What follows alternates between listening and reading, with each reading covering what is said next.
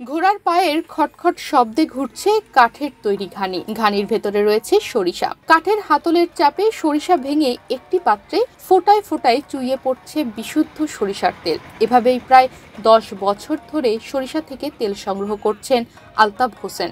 ধরে রেখেছেন গ্রাম বাংলার ঐতিহ্য। এমন দৃশ্য দেখা যায় দিনাজপুরের চিরির বন্দর এলাকায়। চারদিকে যখন অবিশ্বাস আর ভেজালে সয়লাব, তখন চোখের সামনেই ঘরের দুয়ারে খাঁটি তেলের ঘানি। কালচে সোনালী রঙের ফোঁটায় ফোঁটায় তেলের সঙ্গে বের হয় বিশ্বাস। এই তেলে রয়েছে অনেক প্রয়োজনীয় ও পুষ্টিকর খাদ্য উপাদান। যারা এর সঠিক গুণাগুণ সম্পর্কে ধারণা রাখেন তারা এখনো ঘানিতে ভাঙা সরিষার তেল ব্যবহার করেন। ঘানি সরিষা তৈরি করার ঐতিহ্য ধরে রেখেছেন আলতাফ হোসেন। পরিবারের ব্যবহার ও বাণিজ্যিকভাবে তেল বিক্রি করার জন্য তিনি ঘানিতে তেল তৈরি করেন।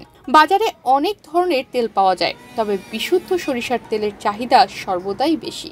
সরিষার বীজ থেকে সরিষার তেল তৈরি হয়। এই তেল থেকে খাবারেই নয়, রূপচর্চা এবং স্বাস্থ্যসেবায়ও বহুল ব্যবহৃত হয়। তাই আলতাফ হোসেনের তেলের চাহিদাও বেশ ভালো। গরু না কম টানে, কম ঘরে কম।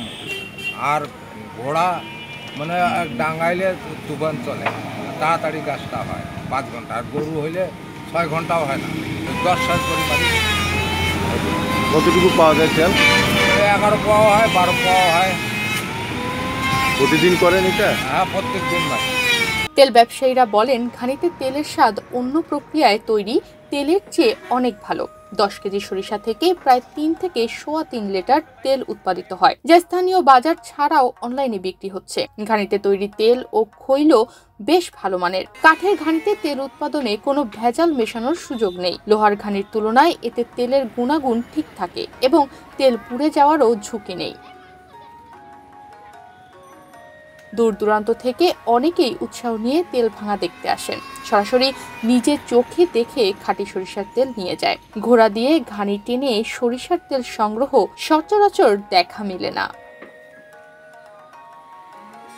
তনিমা রহমান, বাংলাদেশ প্রতিদিন।